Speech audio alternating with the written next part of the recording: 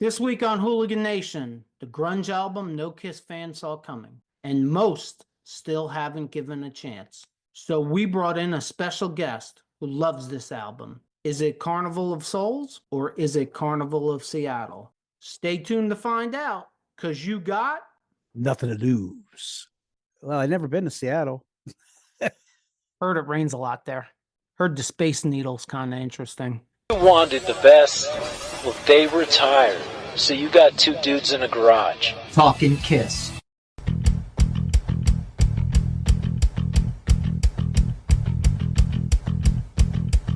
Welcome back to Hooligan Nation, a KISS-Centric podcast.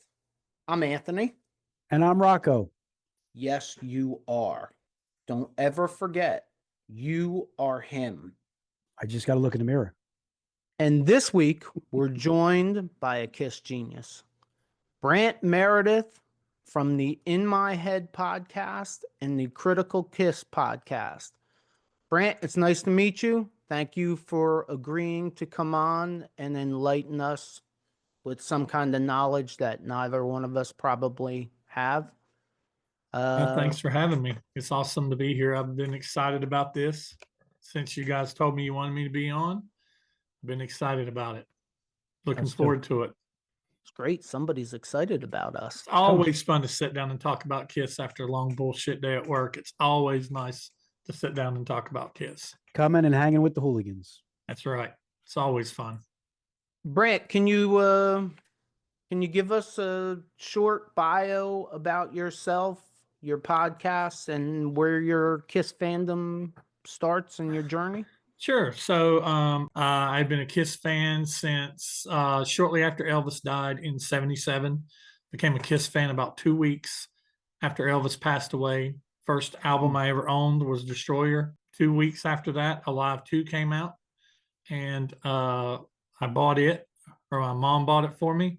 And that solidified my KISS fandom. And I was your typical, 8, 9, 10-year-old KISS fan during that time. I had everything, had all the merch, had everything that if you look it up on eBay, I had it. The KISS trash can, the pencils, the notebooks, the posters, the puzzles, everything. A lot of the stuff you see behind me, the dolls, the jackets, the albums, I had it all.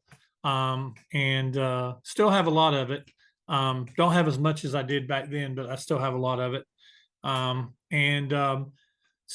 I've been a KISS fan ever since. I had some lulls in my KISS fandom in the mid 80s and early 90s when KISS was not making exactly the music that I wanted to hear, and kind of got romanced away by bands like Guns N' Roses, Motley Crue, Rat, Metallica, Slayer, all those types of bands. And then the 90s hit, and I got obsessed with bands like Alice in Chains, Typo Negative, which I'm still a huge Typo Negative fan. But I've been a KISS fan ever since. Started my podcast, the In My Head podcast. I started it 7 years ago this past February. February is my 7-year anniversary. And I have, between lives and videos, I have over 500 videos, closing in on 4,000 subscribers. Wow. And I get the name of my channel from this album. There's a track on here called In My Head, and that's exactly where the name of my show came from, was from that album. This is one of my favorite albums in the catalog. I'm looking forward to talking about it. And I also have a little project going on, a side project, when I'm not doing In My Head, and having guests on my show and being guests on other people's shows, like I am right now. I also have a project going on called Critical KISS. It's critical with a K. And we just basically look at the KISS albums and talk about what is critical about them, what's not critical about them. And we criticize them a little bit. We kind of get a little in the weeds on them and get a little hard on them. But we just look at them under a microscope in a way that we've not really seen anybody do in the past. And so far we've done the first 3 albums, the live album, the first Alive album, and we've done Destroyer. And coming up in the month of April, we'll be doing Rock and Roll Over, which I'm really looking forward to, because Rock and Roll Over is one of my favorite 70s Kiss albums. It's a good album. So yeah, so that's basically me. You can find me on in YouTube, Twitter, Instagram under In My Head. Congratulations on Yes. 7 years. Happy anniversary. Yeah, thank you. I think we're rolling on 6 months, and I feel like I'm aging in dog years in some ways. What was your first Kiss show? My first Kiss show was in 1979, Dynasty Tour. It was early on in the tour. It was in Charlotte, North Carolina. I wasn't very far into the tour, maybe 4 or 5 dates. And I had saw videos on TV of Gene doing the blood and spitting up blood and doing fire. We saw it on different news things, but that was the first tour that he flew. And I remember I was on the floor. It was general admission back then, and I was on the floor with my aunt and my mother and my sister, who took us to the show. And when Gene came out and took off and just flew straight up into the rafters and sang, it blew my mind. I mean, to me, he literally flew. He was like Superman to me. So, but yeah, so that was my first show, and then I've seen Kiss quite a bit. I saw them on that show. I saw them on the Creatures tour, and pretty much every tour after that, except for I didn't see them on the Crazy Nights tour. And I didn't see them on a lot of their tours once they got Eric and Tommy in the band. Kind of once the reunion tour and the farewell tour was over, I did not see Kiss again for 20 years until 4 shows away from the end of the road tour. I saw them in Illinois and Chicago with several other podcasters. We got together and met in Chicago and saw Kiss on one of the final end of the road shows. Oh, that's cool. News. Got any news? Yes, actually, I just recently looked into it. It's off of Loudwire. Lindsey Buckingham has reunited with Mick Fleetwood in the studio for the first time since Fleetwood Mac fired him in 2018. Oh boy, Stevie's gonna be pissed. Oh, Stevie's gonna have something to say about that. Anything else, or that it? That all you got on that?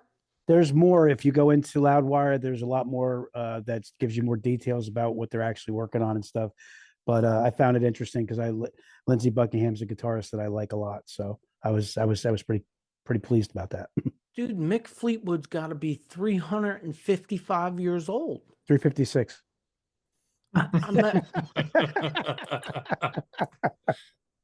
He looks like Skeletor at this point. And he's going to make music? He looked old back then. He's What one of else? those people that looked old when he was in his 20s. What else are you going to do? Yeah. I don't know. Spend your money? Well, yeah, okay.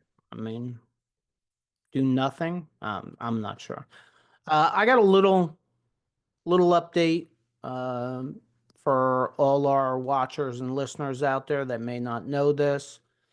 The Off the Soundboard Asylum box, package, whatever they're calling it, that they're selling for $100 is allegedly sold out.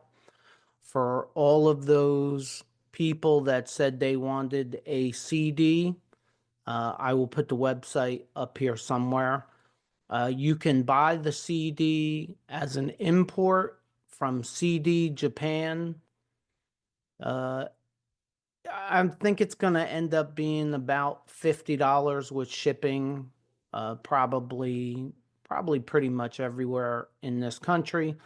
So it's out there for you. If you're interested in it, you can get it in a CD format. You just have to get it as an import from Japan. So at least they did that. I'm still betting that sooner or later it'll get released as a CD in this country because we'll buy it. That's why. Music we're listening to. What you got? Music I'm listening to, I'm going way back. And there's a little bit of a KISS connection here. There's a guy, Richie Rano, that was in a band called Stars. A lot of KISS fans will know about him.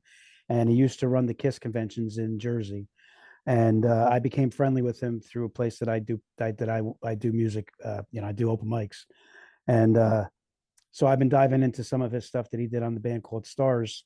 And so far I've listened to She's Just a Fallen Angel, Detroit Girls, Tear It Down. I like all three of those songs. The guy's a really cool guy. And yeah, so that's the music I've been listening to. Brant, you got anything?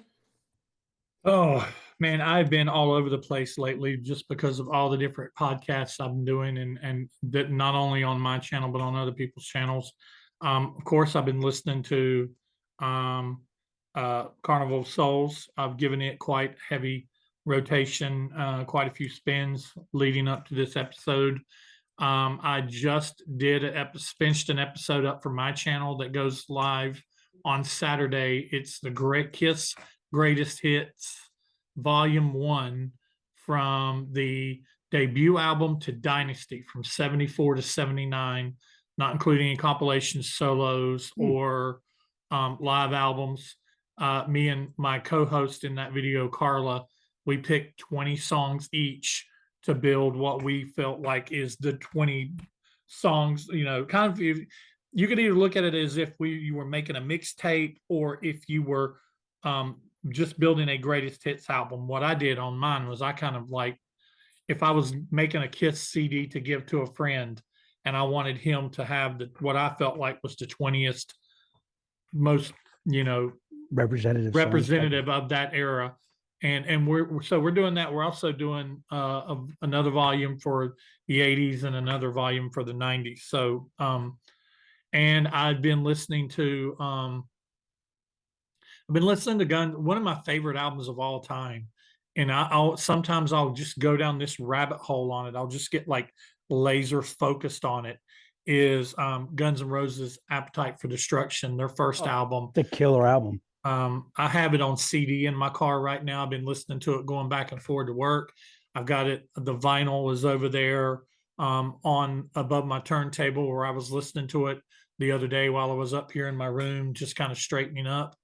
And so that album, I remember when that album came out when I was 18 years old. And I remember that album it became my obsession. I still think it's one of the best albums of all time. I agree with you. One of the best rock albums of all time. And so I just if I hear a song on Sirius or on Spotify or something, if I hear any song off of it, that other than Sweet Child of Mine, Sweet Child of Mine is one of those songs it's so played out to me, in my opinion.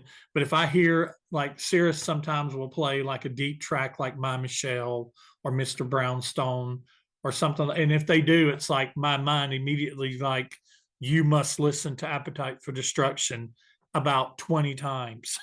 So, and it just takes me back to being 18 years old, cruising around in my Trans Am with the T-tops out. Not a bad song on that record. That's a good album. It's probably the closest thing, if not perfect, to being perfect of Isn't any that record. Weren't we talking the one week?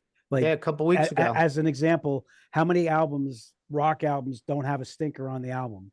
And that was like the album that we were talking about. Like, that sets the tone for that kind of conversation. I mean, I consider myself hard on music. If I don't like it, I don't like it. You get 15 seconds. I'm not going to grow into most songs. If I know within 15 seconds if I like it or not, and I think that's where the conversation was.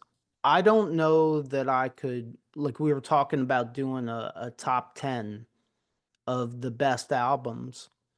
I don't know if I can complete though, with no stinkers. Yeah, I don't know that I could find 10 of anybody's records that I can say I like all the songs on the record. The one thing I love about Appetite too is, if you remember the impact, like, it came out at a time when it came across as being super original sounding. There was no band putting out an album like that had that distinct sound to it. And let's Yeah. be serious, they brought balls back Mhm. because Mm. at the time it was all hair metal. The hair metal had gotten Power ballads. the Yeah. hair metal had gotten to the point where it was almost a parody of itself.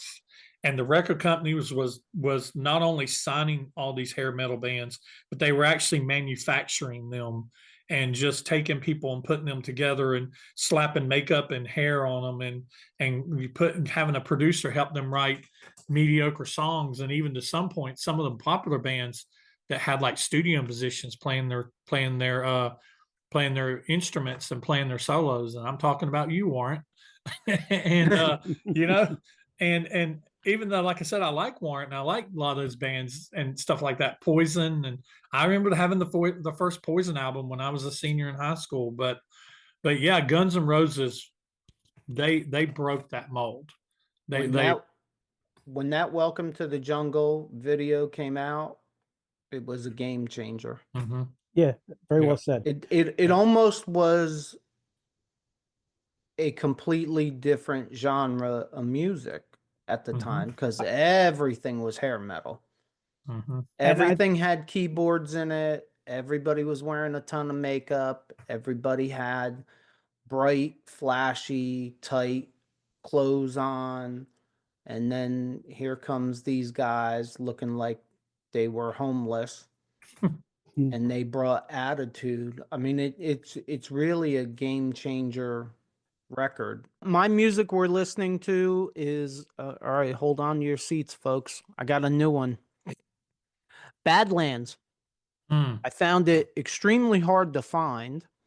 I was searching it out. I'm listening to it on YouTube. I thought it was good stuff. I mean, anything with Jakey Lee on it, he's one of my favorites, and he's all over their music. And Eric Singer is epic, like we all know Eric Singer is. Mhm. So if you've never heard Badlands, check it out. Dreams in the Dark Yes. is a very good song. You can also find the music video on YouTube and check it out and see what you think. It's Eric Singer and Jakey Lee together, and I was pleasantly surprised with it, to tell you the truth, because I don't think I had ever really listened to it. That is our music we're listening to, and you know what that means, right? time for the deep dive.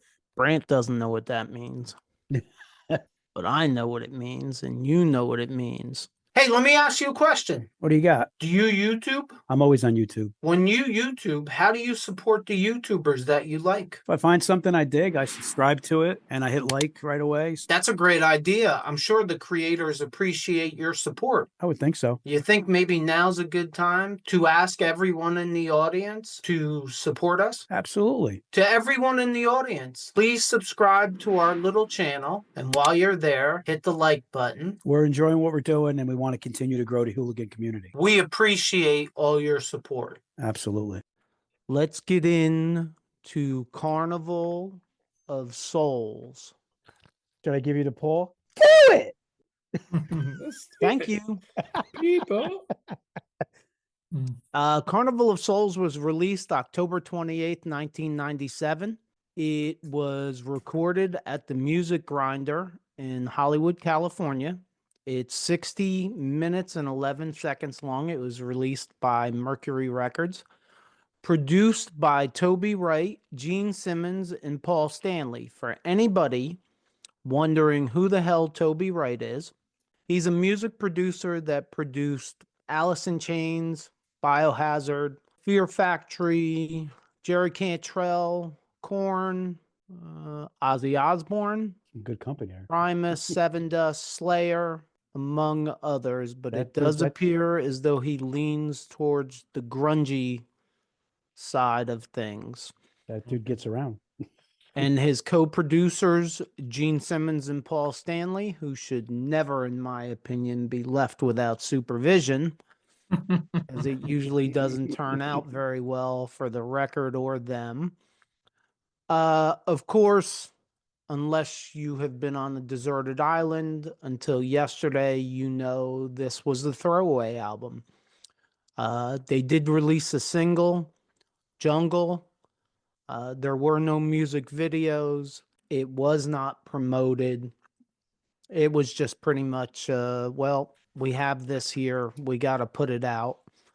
It would be interesting to me to see if things didn't go like that, if this would have been a more popular CD. As far as the cover art, I'll put it up here. It looks like a Polaroid picture, with some graphics on it, to tell you the truth. I don't know who did the cover art.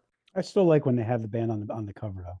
Yeah, this is going a little too far, at least for me, though. I mean, to me, it just showed they had no interest. Paul and Gene had no interest in. They had moved on. They were going back in makeup. They were going to go back to big arena sellouts. They could have cared less. It's a shame. But with that being said, now it's time for the songs. So hit it, Curly. All right. So the first song is Hate. Gene does the vocals. Scott Van Zandt does writing with him and Bruce. Scott Van Zandt is an American guitarist and composer. What I got, it's got radio disturbance and static to start the song, distorted high-pitched tone into heavy-sounding riff. Gene's vocals are dark and really cool. I like it a lot. It's going to be a steady theme for me is some of the songs could be tightened up and a little bit shorter. But overall, definitely, this is a song I like a lot. Brant? I love Hate. I think that it is, well, first, let me back up. I'm a big fan of Toby Wright. I love some of the producing he's done, some of the artists you mentioned. Hands down, my favorite producer, band that Toby produced, was Alice in Chains, and Jerry Cantrell, who's the guitarist and singer I love Alice in Chains. of Alice in Chains. And this almost sounds musically, not really so much vocally, but musically, this album sounds like a Toby Wright, Alice in Chains, 90s metal, early 90s metal type album. And I know a lot of people hate it, but I love it. Hate, I think, is the perfect way to start. This is the direction that Gene wanted to go in on this album. And so I think that's why it's an opening track. I'm not going to talk too much about Jungle because we'll get to that in a little bit. But I think that Jungle was a bad, although a lot of people like it and it did really well. When it got released as a single, a lot of people like that. But I think I think a different song should have been released as a single, lead off single, maybe Hate. Hate reminds me a lot of the lead off track off Revenge. Unholy. Unholy. And to me, I said in my reviews, Hate is almost like Unholy Part 2. Gene always usually has that theme of being demonic or hateful or darkness or things like that. Or Rain. I think that they could have done Rain as a release also. And but I think Hate is just about the right length. And I think Bruce and Eric Singer, we'll talk more about it as I go, but I think Bruce Kulick and Eric Singer are who made this album. And I think that even though this was Gene's idea, this album as a whole was Gene's idea, I think it was like Bruce's swan song. I think this was his baby that he poured. And if you've ever watched Bruce on his Instagram, on his social media, and when he plays out with a band, he plays a lot of songs off this album. He absolutely adores this album like it's one of his children, especially certain songs on it. So I think Hate is a great song, great way to start the album. I think, well, first off, your Alice in Chains thing, I think it's been said that Gene was listening to a lot of Alice in Chains at the time, mm-hmm. and was trying to go in that direction. And I also think that Gene and Paul were preoccupied with Reunion, and I think Bruce probably took over, and that's why it's his child, because he probably had more involvement in this record than any record before. But I love Hate. I've said this before. Is that Kiss. not wait? Is that an oxymoron? I love Well, hate. I'm a moron, so you might as well have oxymoron. I had to. Somebody had to say it. Every time I say I love hate, I always think about that. Y'all remember that band from the 90s called Love Hate? They Yeah. had that song Blackout in the Red Room, and I love them too. Jizzy Pearl. That was Love Hate was an awesome band. That's a sidebar though. I think Kiss is the kings of the album openers. You took a And- while. I was waiting for that to be your first thing you said. And this is no different. For me, this is the best track off this album. It's a killer opening track. No matter what song it is, I love the Evil Demon Gene. And I don't label this grunge. This song, I don't label it grunge. Personally, it's just Kiss to me. Mhm. And Bruce and Eric are active, let's say. And it comes through in this song. I think it's a great song. I think it would have been a better single choice. I think it would have been even better if they would have made a video for it. We could be talking about Carnival of Souls in the same breath as we talk about Creatures of the Night if the marketing and promotion was done differently, in my opinion. Yeah, no, I'll back you up on that. After listening to it, I definitely feel like there was some lost opportunity there, maybe because of them checking out. I mean, I just wonder how many people it just got lost in the shuffle. And, like I listened to it when it first came out and I gave it about 15, 30 seconds of a chance. And I went, oh, this is Kiss doing grunge. And I moved on because we were in the Reunion era at the time. Well, When I went back, it's a little grungy for me. There's songs that are not my favorite songs, but as a whole record, I think it's a very good record. you know what it says to me too, what Brent said earlier about Bruce and Eric.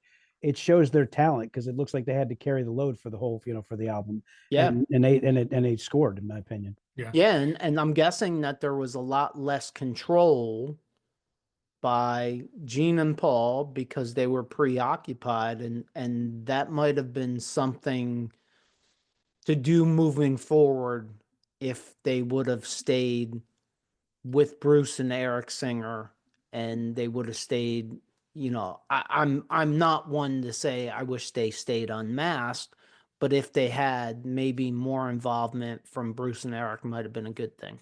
Yeah. This is the era of the band that I've always said that I've said this many times on my channel that the Revenge album and the Carnival of Souls album, I've loved both. By the time Revenge came back around, I'd already checked back in with the band. I loved Revenge back then. When Carnival of Souls came out, I loved it back then too. I've loved it ever since. And I was excited and yet sad at the same time I was very excited to see the reunion and to see Ace and Peter and to go to those shows. I went to several of those shows and recapture that feeling of being 7, 8 years old, seeing the band that I grew up listening to, admiring so much. But when the reunion was over, when the farewell was over, I was really disappointed to hear that Kiss was going to continue with Tommy and Eric in the band with the makeup on. To that point, to me, they almost became like a 50% of a tribute band. And what I would have liked to seen them happen was them take the makeup off, get Eric and Bruce back in the band and pick up where they left off because I think that, probably no disrespect to Eric or Eric Carr or any other guitarist that's been in the band since Ace and Peter, I think that unmasked wise, that this version of the band was like the most legit most legit band. And I think that they were going in a really good direction. They'd showed just in 2 albums what they could do with Revenge and Carnival of Souls. I would have liked to see them pick back up on this rather than continue to be a like I said, a tribute or a nostalgia band for 20 years. But you talked about that Bruce carried the weight on this. While you were talking, I looked it up. So if you look on Wikipedia, Bruce Kulick played all guitars on tracks. Okay, he played all guitars on Rain. He played all. I'm just going to tell you, it's the ones he played all guitars on. He played all guitars on Rain, Jungle, Never Goes Away, In the Mirror, In My Head, Seduction of the Innocent, and I Confess. He played all guitars, bass included, on Wow. all of those songs. So there's some songs, the only music is him and Eric, and Gene and Paul coming in and doing their vocals. Because on top of that, there's 12 songs on this album, and he's got 9 co-writes. You can't find another KISS album with Bruce having, I would guess, more than 2 co-writes. And I'm not sure there's any with 2 co-writes, 9. So yeah, this is very much his album.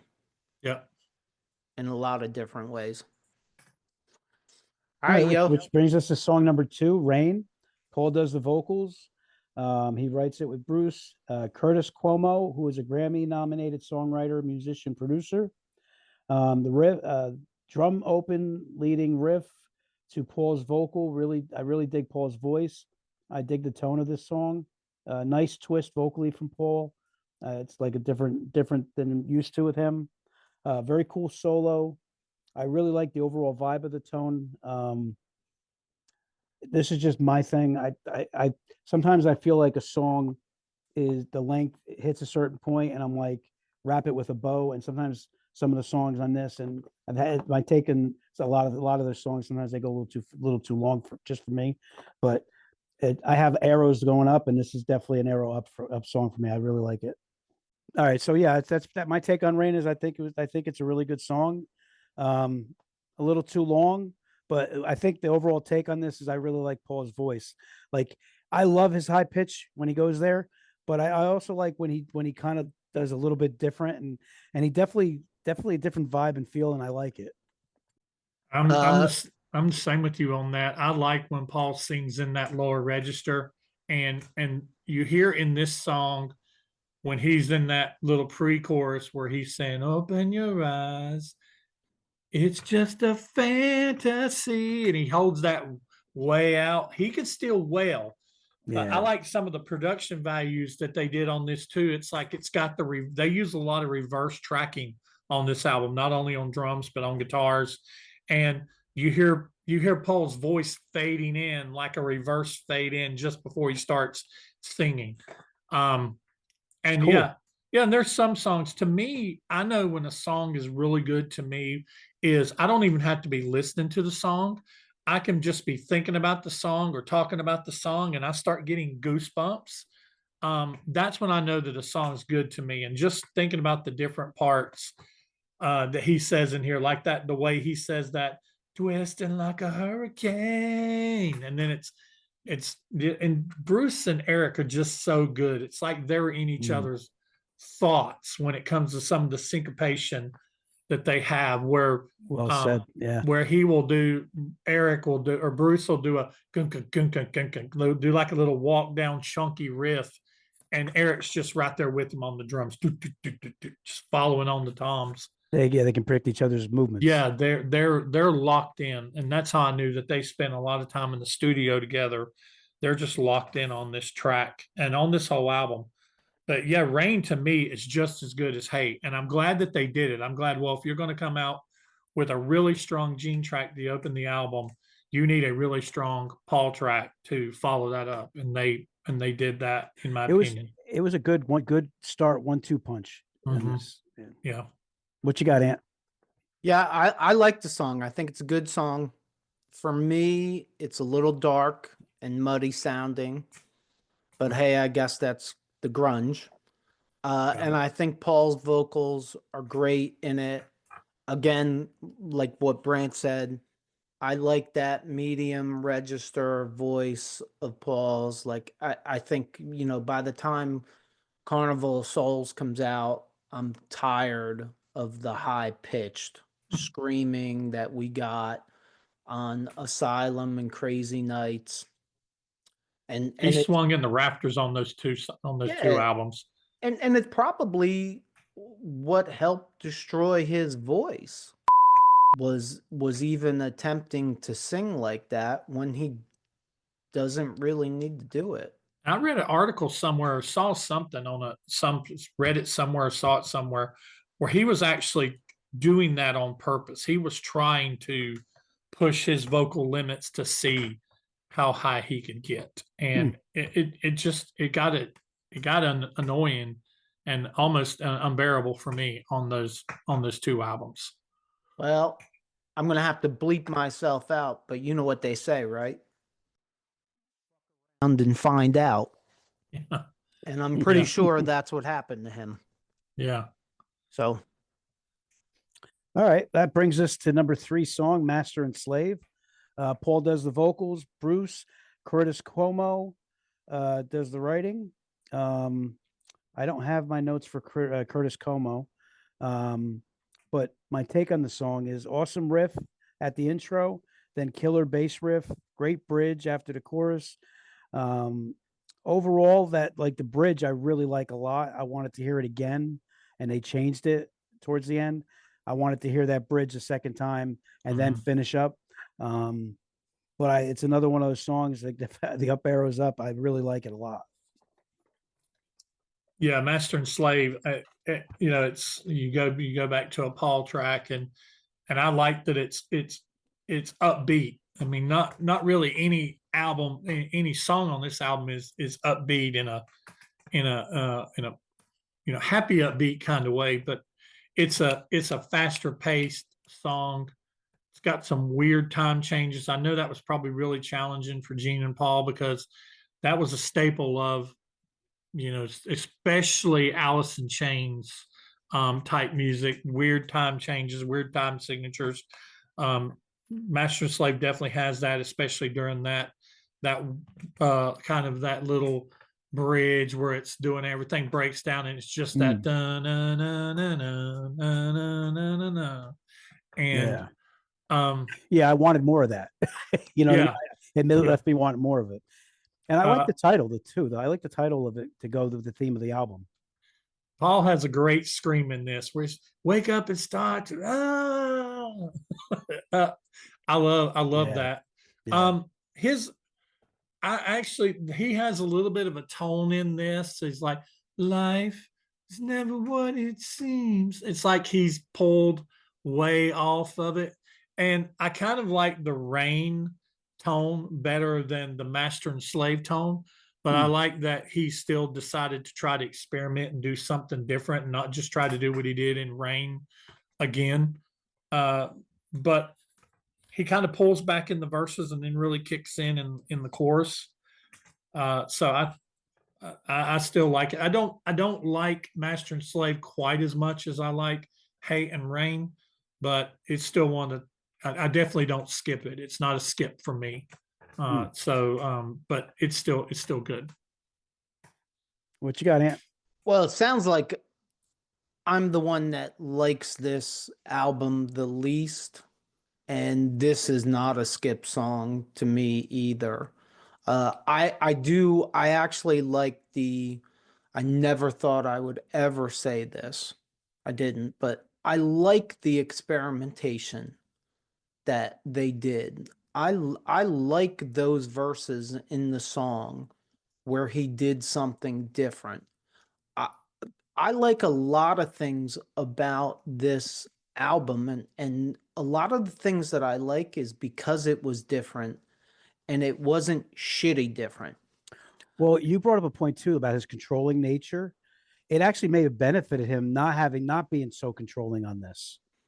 Yeah, but you know what the other half of that is? He hates this record. Mhm.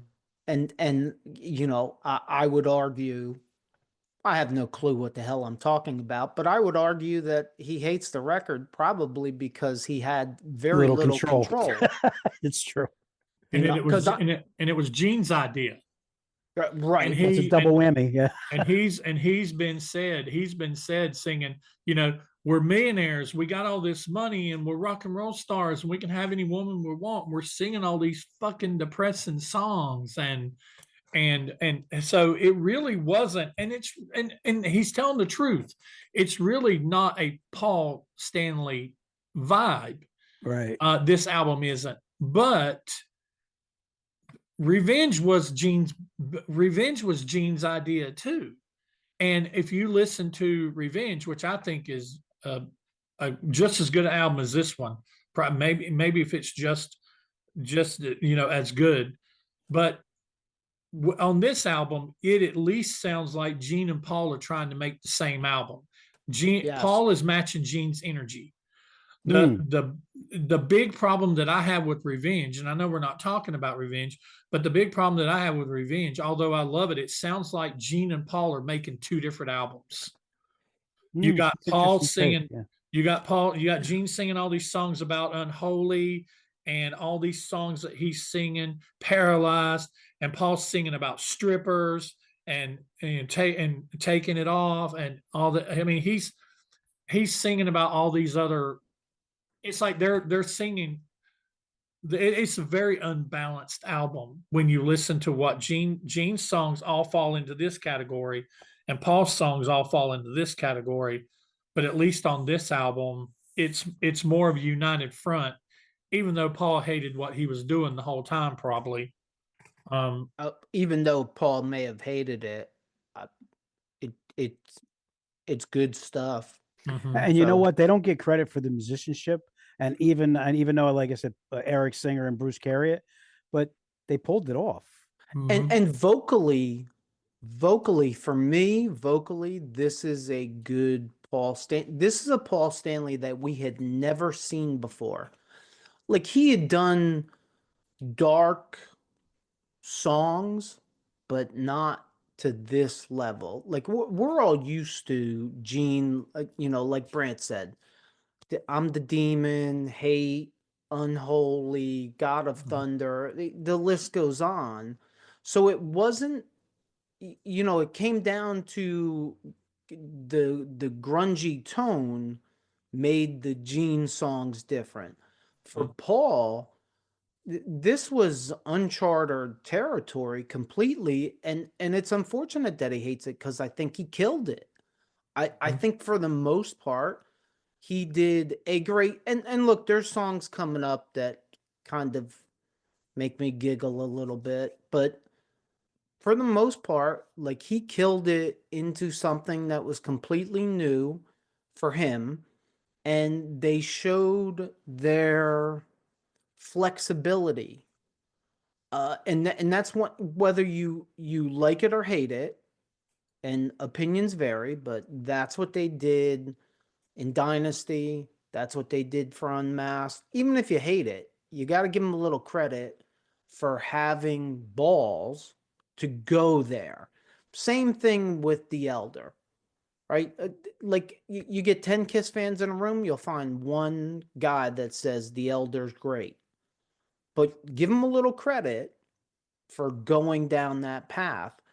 And yes, you know, everybody, it's, you know, common opinion, oh, the 80s, they were chasing this and they were chasing that. It's absolutely true.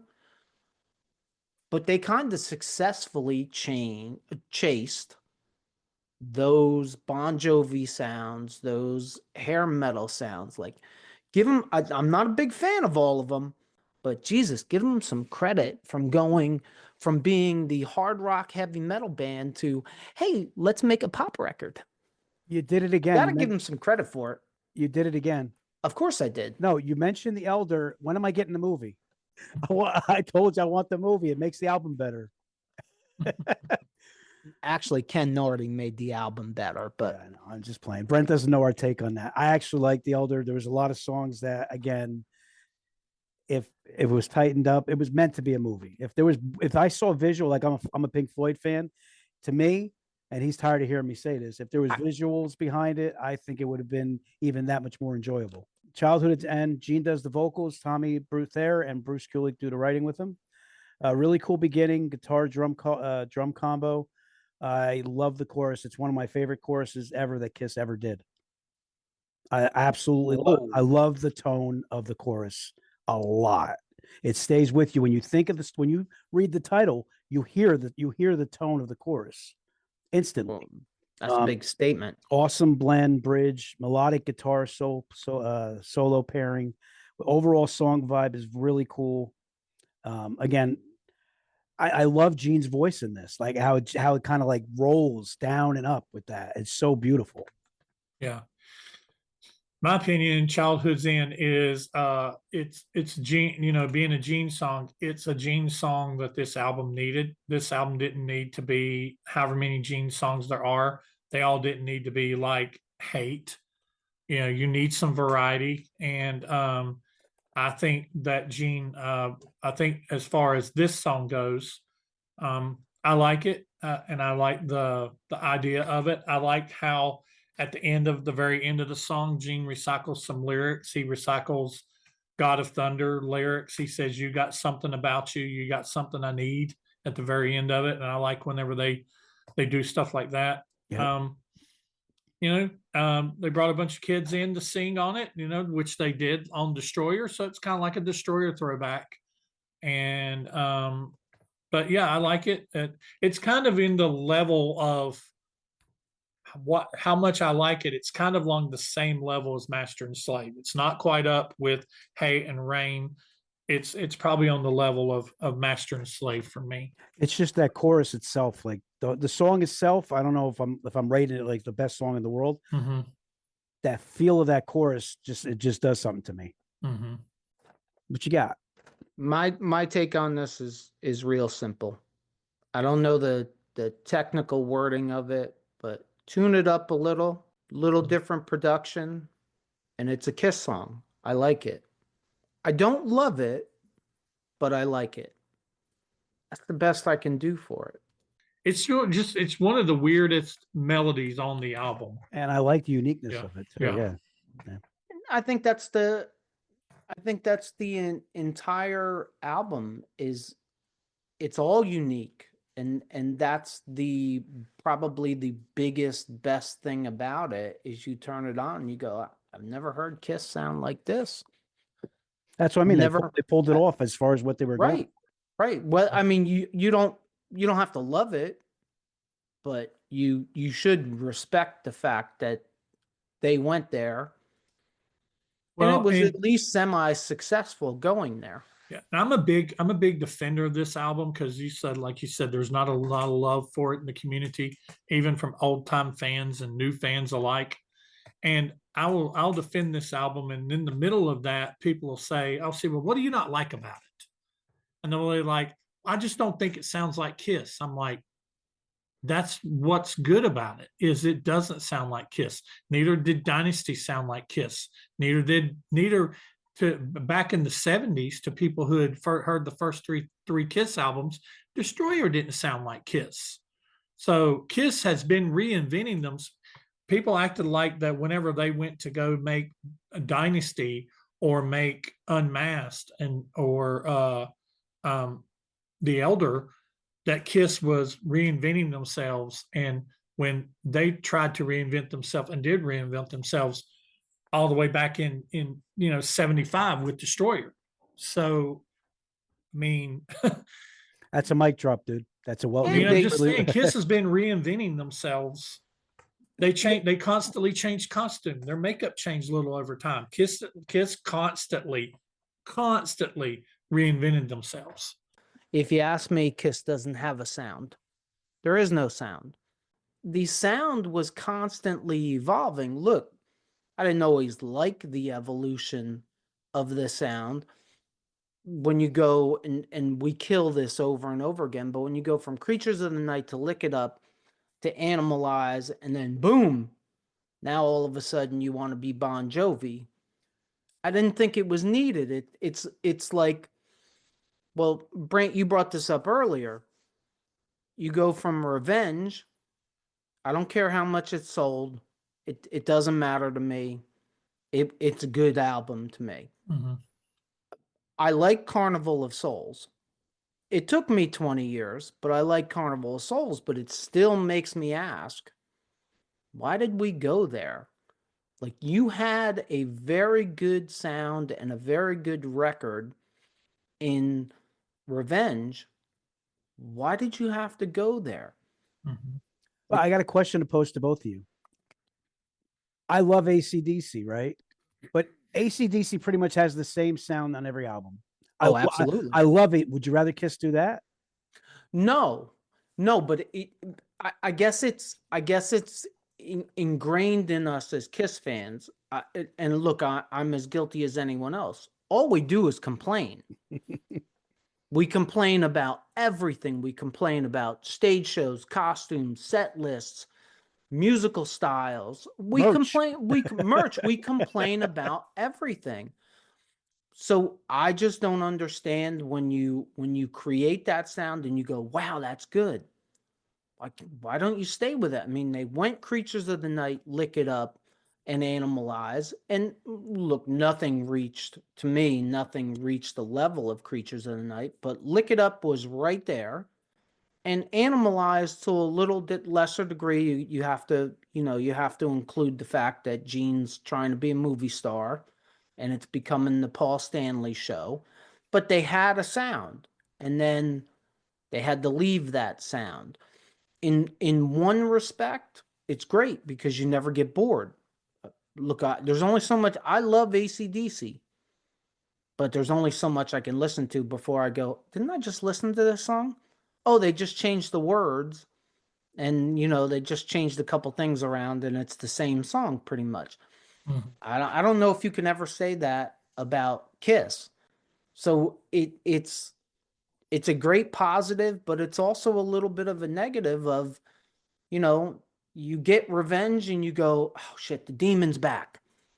We're playing hard rock and heavy metal again. Oh, this is great. What do you mean they made a grunge record? Why? Okay, so the next song is "I Will Be There." Paul does the vocals. Bruce Kulick and Curtis Cuomo do the writing with him. Same exact kind of vibe for me. I don't remember the song currently right now. I don't remember the way it sounds, but what I put in my notes, same exact kind of vibe as Childhood's End. I love the acoustic feel of the song. I like the vocal harmonics or vocal harmonies, and I love the acoustic blend with his favorite orchestra. Mm-hmm. Is that what's wrong with this song to me? Is that what it is? It doesn't have an orchestra. It has a string. It has a string section to it. It's got that basic feel to it, though. Yeah, and they actually, to their credit, even though they were making this album on a budget, they actually used string. They used actual strings and didn't synth it out. This is what we were saying, that there needs to be a Gene song that switched gears. There needs to be a Paul song that switched gears. I Will Be There is Paul's song that he wrote this song about his son Evan. I think I Will Be There. I think I've heard him say that I Will Be There is his favorite song off this album because it's the one that he felt the most truth in, because he did write it about his son. I freaking love this song. A lot of people don't like this song. It's like, I like it. KISS can't slow down and people not try to take a piss all over them. And I love I Will Be There. I love that melody, that and I love it. I love It's a good tune. I think it's great. I love the song. Yeah, like I said, we're getting into the middle of the album, and I have arrows for ones I was going to like, because like I said, I wasn't sure how I was going to do this, and I was really surprised because I got a lot of arrows on most of these songs. But what do you think about I Will Be There? I think that I have to ask Brent.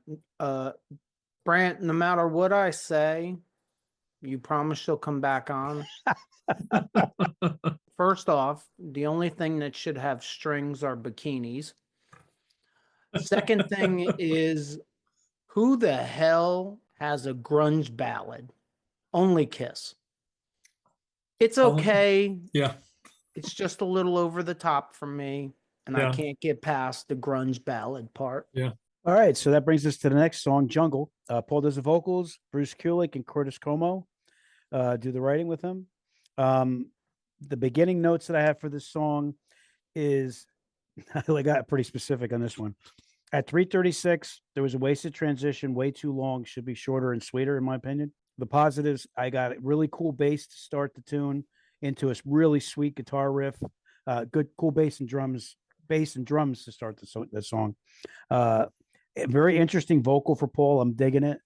And I love the overall rhythm backdrop guitar throughout. This song is basically all Bruce. Paul sings. He doesn't play a string of a guitar in it.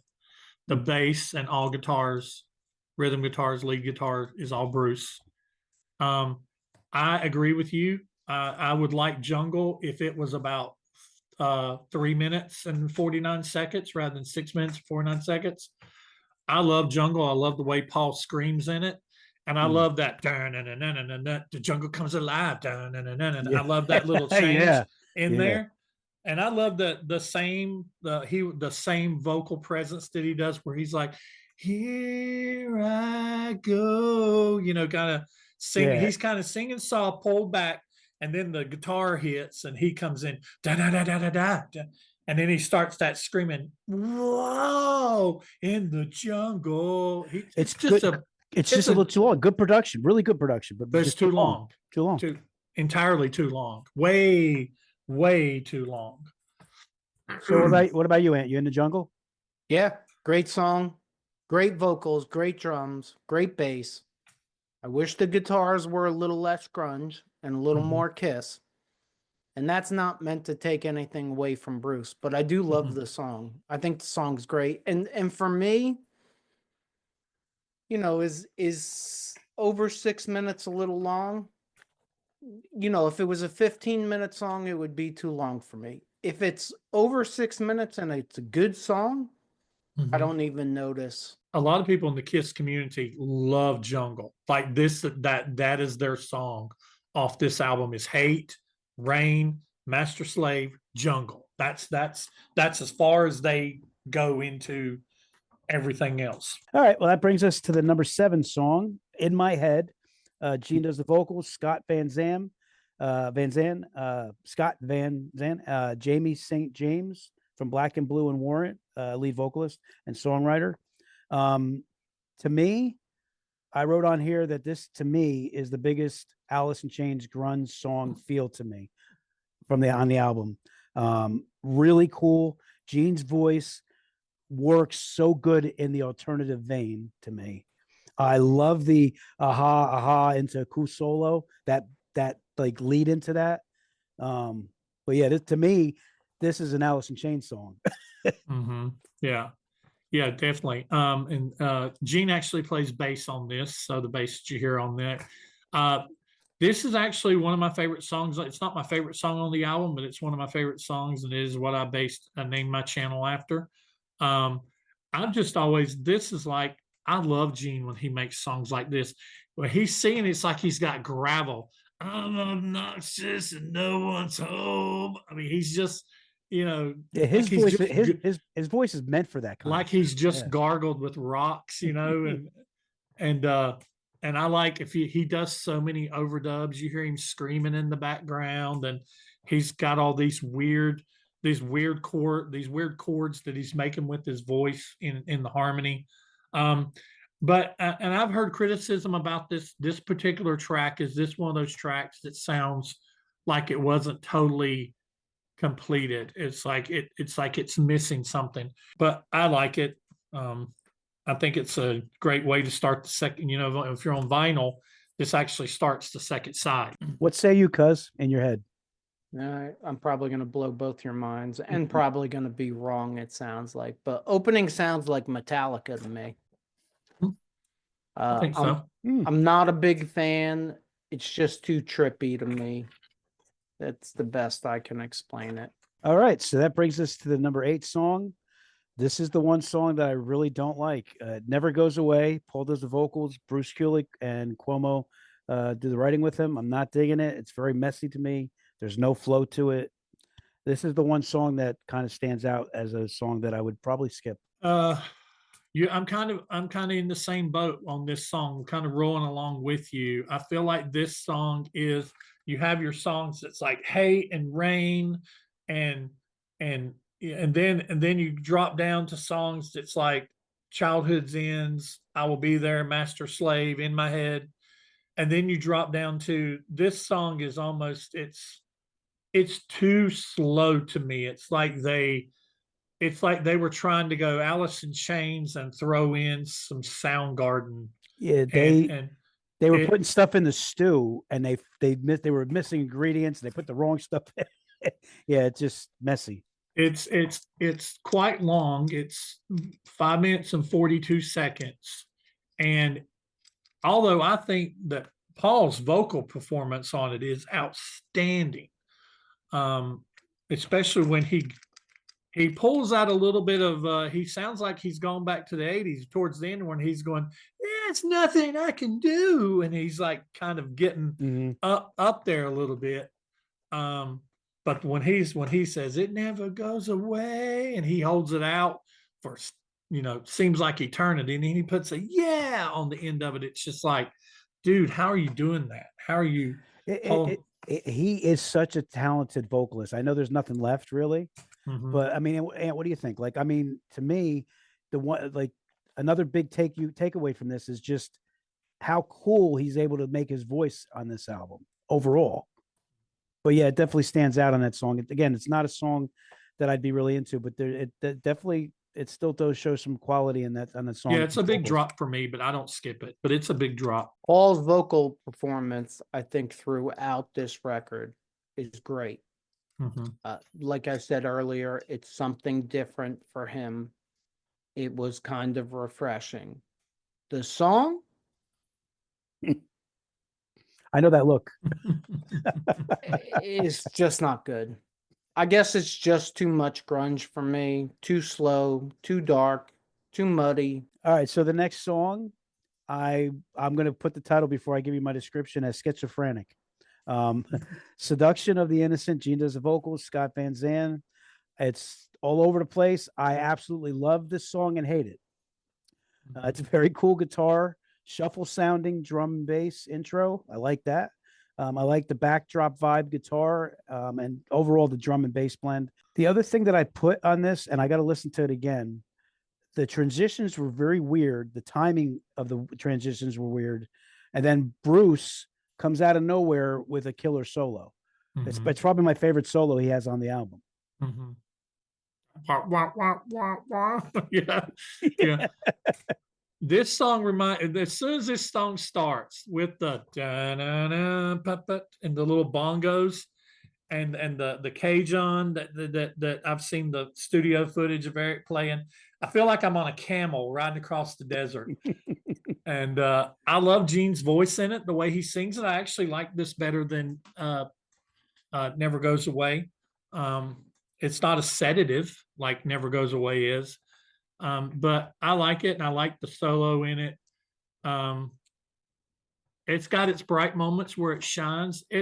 I still kind of classify it down on the level of It Never Goes Away. I still feel like we're in, like Ant said, where it's still in a little bit of a valley, maybe slipping downhill a little more, or on a plateau, maybe. But I don't skip this song. No, I definitely don't skip it. Like I said, there's parts of it I really love, and then there's parts I hate. So yeah, and you do get that, and I like that shuffle feel that it has to it as well. The percussion really carries this song a lot, because a lot of the notes are just very through the choruses or through the verses and the turns in between the choruses and stuff. It's definitely a very long notes on the guitar, not a whole lot of rhythm, little bass rhythm in the background kind of carrying it a little bit. But yeah, it's and it's a little long too. It's 5 minutes and 16 seconds. So it's not quite as long as Never Goes Away, but it's still got some length to it. No.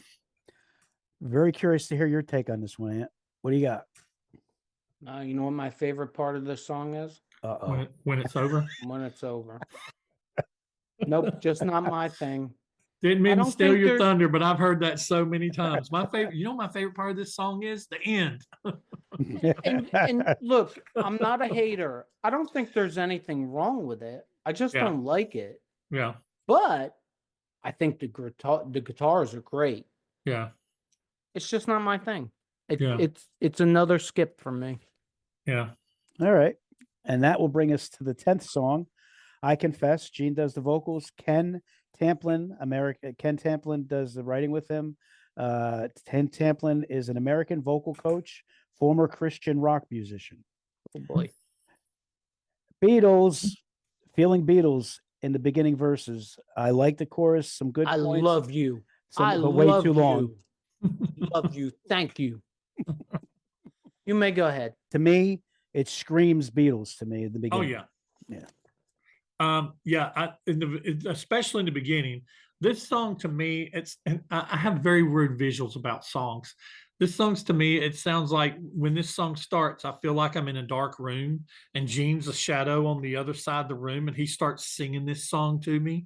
Or like we're setting in the confessional and he's the demon priest on the other side of the little thing, So It's he's dressed like he was in Exposed, where he has the four girls' heads up there. Yeah, yeah. And but I like this song. I like how it starts off just so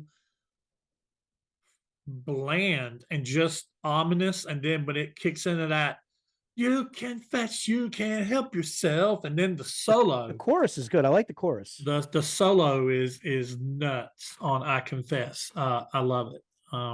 But yeah, definitely just the way he sings, it's almost he's channeling.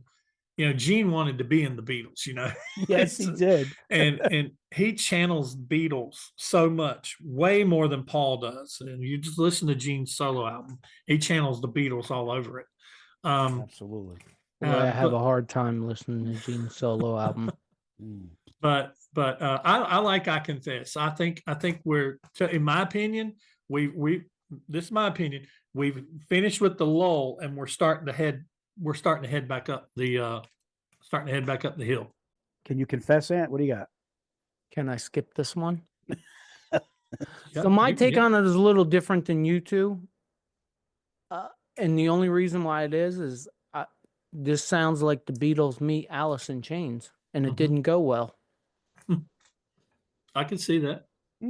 That's kind of, I mean, generally speaking, when Gene goes for the Beatles sound, it's usually my cue to check out. Not always, but it usually is. It annoys me. I'm not a Beatles fan. We've killed this over and over again. That's probably part of it. And then when you try to mix the Beatles with Alice in Chains, it's just not good to me. So you're almost right. I'm almost with you. If you include I Confess in the lull, we're about to go back up. Right. I just can't. I think I Confess we've well, you don't agree. I think with I Confess we've pitched out of the lull and we're not up here yet, but we're starting that way. We're at least starting an upward trajectory. You know what? I'll tell you, I think I Confess is better than Seduction of the Innocent. So in that case, you would be right. And you know what? I got to give him credit.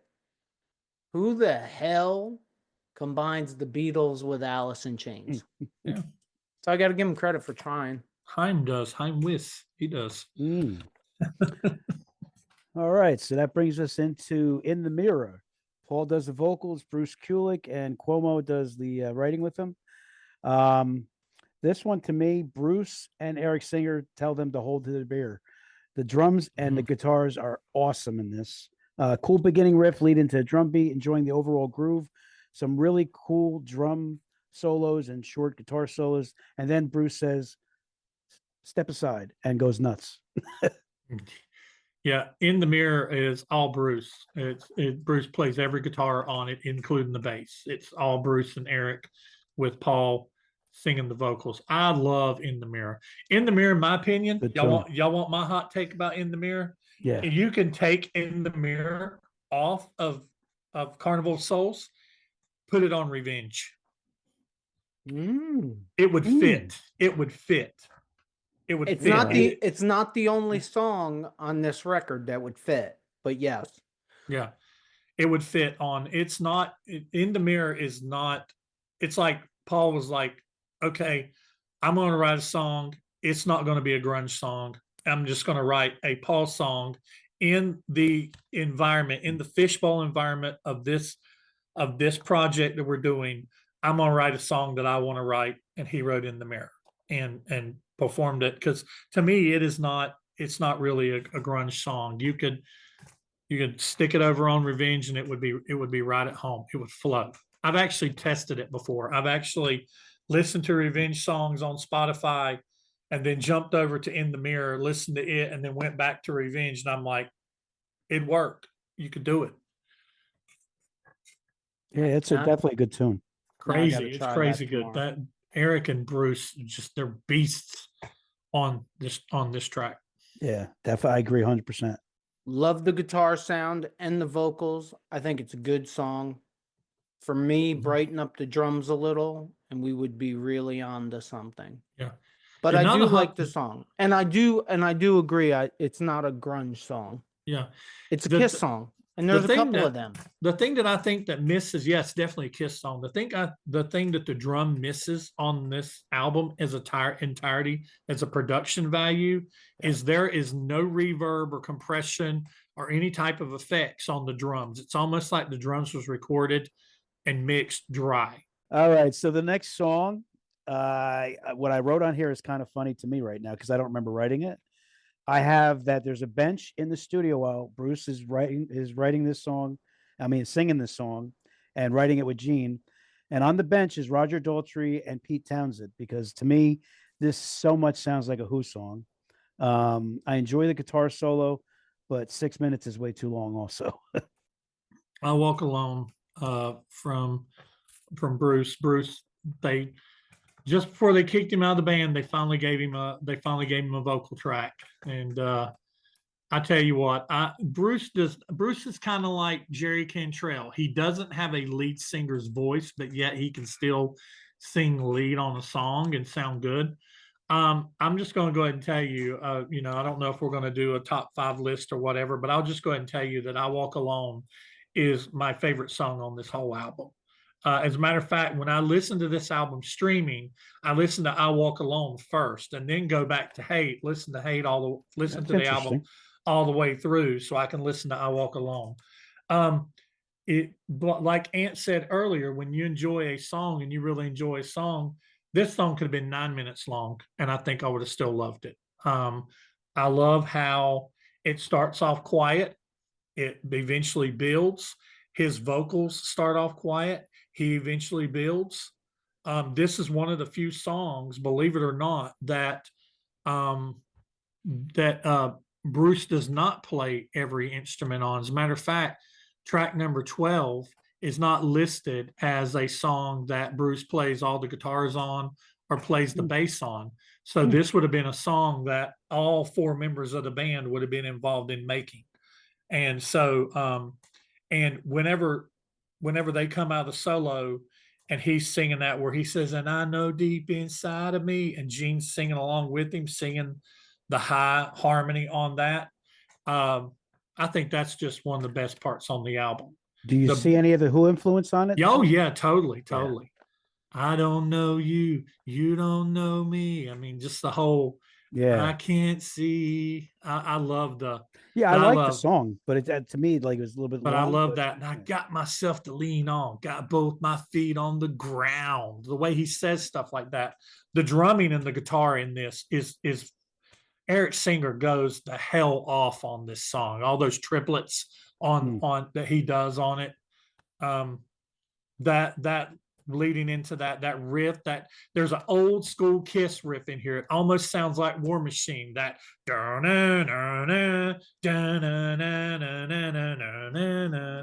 it's before, and then Eric does those triplets, and that's when he goes into that.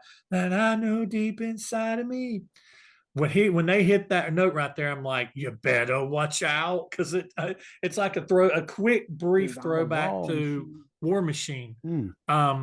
And I love when you catch those little moments, and I know that most of them are probably unintentional, but you don't really know if they're unintentional or not, because I know Gene did help write this song with Bruce. But I love this song. If I hated every song on this album except for I Walk Alone, I would want this album to have been made. What do you think about I Walk Alone? I love the song. Probably my favorite song on the record. If it isn't this one, it's Hate. If it isn't Hate, it's this one. Mm-hmm. I think I love it more for what it represents to me.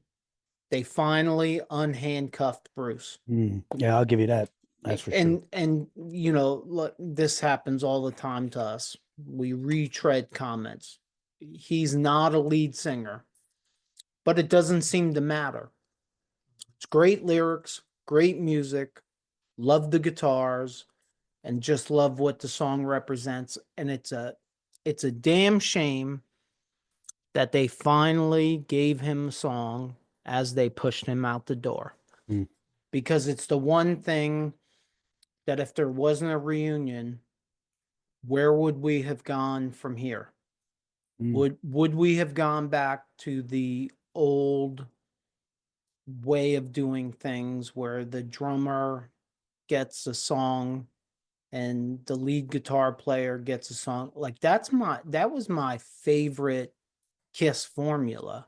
Once they went to Unplugged and Eric sang Nothing to Lose, boy, that should have opened the door for, I agree. Holy shit, we're underutilizing this guy. And I think the same thing of I Walk Alone. At some point, Paul and Gene got to look at each other in the studio and go, damn it, we missed. We could have done this 3-4 albums ago. Oh, yeah. They probably didn't do that because then they lose the song off the record. I would have liked to have known the story behind I Walk Alone when it was written, like what originated the song, because it makes me wonder, just listening to the subject matter of the song. It's like maybe this was Bruce sat down and penned this after he saw that the writing was on the wall. Because it basically, the lyrics, he says, I know deep inside of me, there's a place that's not plain to see.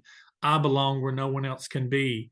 And I'm searching myself again, and I'm here all alone. And when I close my eyes and no one else can see, I walk alone. Can't you see? I don't belong. Let me be. Everything I've dreamed of is being me. And I've got myself to lean on. I've got both my feet on the ground.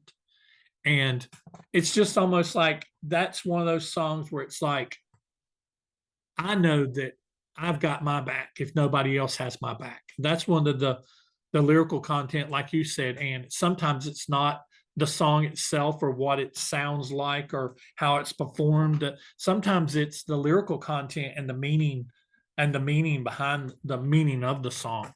He don't get enough credit. I mean, he gets overshadowed by Ace in a lot of ways. But I think honestly to me, Ace is my favorite guitarist. He always will be. And then it's Bruce second. I don't have a whole lot of respect. I'm reversed with that. I respect Ace a lot too, but I don't have a whole lot of respect for Tommy. I think Tommy's a hired gun, and he was hired to basically mimic and play a part. You're oh no, you don't understand how much he's trolled Tommy in all the episodes we've done. You know, I don't have a lot of and you just he is my spirit animal. And the only reason that I have the respect for Eric that I do is because Eric was in KISS before he put on the makeup. You sound exactly like him. That's exactly what you ever see that meme of it's a drawing of a guy and he's got like dark hair and he's smiling, and then the next picture he's showing like a face. here that if I made that meme, it would be me. Eric Singer, blonde hair, no makeup. I'd be that dude smiling. Eric Singer in the Catman makeup, same guy, but they should not put Catman makeup on anybody else but Peter. And So- and one of the biggest not only did they put makeup on them, but they let them sing Peter, they made them sing Peter and Ace songs. Tommy singing Shock Me is sacrilegious. Lightning bolt should have came down out of the sky and electrocuted the guy. Well, we have no live stage show. We have no set list because it's the forgotten album. So, Yeah, sadly. Brant, you got anything you want to add to this before we go? I love Carnival of Souls. It is in my top 10 favorite Kiss albums. I love this, and I probably like 80% of the songs that's on it. And there are two songs on it that is in my probably top 30 Kiss songs. So I mean, I love this album. I'm glad that it got released. Thank goodness for the leak, because if it hadn't been for the leak, now here's something, and we've had debate on this before. Had this album not ever got leaked, would we ever heard these tracks in some shape or form? And yes, they would have got released on a box set, or they would have got released at some point in time. We would have heard these songs had it not got leaked, and they were forced to release it in 97. Between 97 and now, we would have heard these songs by now in some way, shape, or form, especially with the modern internet. But yeah, I like this album. And I've heard an interview with Bruce Kulick that where this subject has been brought up, and he has said more than once that he asked Paul that question right after they were told what was happening, and Paul promised him it was going to be released. To me, my final summary of it is that if they had a lane where they were actually pushing this and marketed it the right way, especially at that time, I think this album would have been big, and they would have had a big tour. Yeah, I can definitely agree with that, and I kind of feel a little bit like a shithead because I never really gave it a chance for probably the first 10 or 15 years that it was out. And even when I did give it a chance, I didn't give it the chance that I should have given it. Well, how much of that was because you were being steered towards the reunion, though? Well, I was definitely all You know in. what I mean? I mean, look, I remember when Carnival of Souls came out, and I have it on CD, and I still have it. And it was a Kiss album, so regardless of whether I'm going to like it or not, I bought it anyway. I put it on, and I remember I liked Hate, and I liked I Walk Alone, and I can remember liking I Walk Alone. Simply, it could be like Bruce could have sounded like me singing, and I would have liked I Walk Alone because it was finally letting Bruce out of a box that I pictured Paul putting Bruce in. Like you can see when they kind of started to let Bruce out of the box guitar wise. And then you got to get to this album before you even contemplate putting him on lead vocals. To me, And would you say that probably out of all the people that they've had in the band, the one who proved himself early on to be the most trustworthy, who was somebody who they probably should have trusted to do more, was Bruce? Most Kiss fans love the original four. They're the top four. And then there's a big drop. And then you start slotting people in. Now, look, no disrespect at all, but I said this a couple episodes ago. Eric Carr died. He died 30 years ago at 41 years old, his legend grows every year. And part of the reason why his legend grows, and it's nothing personal to Eric Carr, is he's not around to say anything stupid. He's not around to say anything KISS negative. So his legend grows. Well, Vinny, the longer Vinny's around, his legend shrinks. Yeah. Bruce, I mean, look, I love the original four, but I kind of think Bruce should be at the top For me, it's for Gene the and Bruce. original four, because there is no longer lasting, better soldier in the KISS Army than Bruce Kulick was and continues to be to this day. He's arguably, in my opinion, the second best guitarist that played in KISS. But I could understand anybody who put him right up there with Ace. He never has anything bad to say. He's always pro KISS. He was the monkey in the middle of two monkeys. Mm-hmm. Mm-hmm. I'm gonna bleep myself out. And Two not many monkeys people could have that done were- what he. Not many people could have done what he did.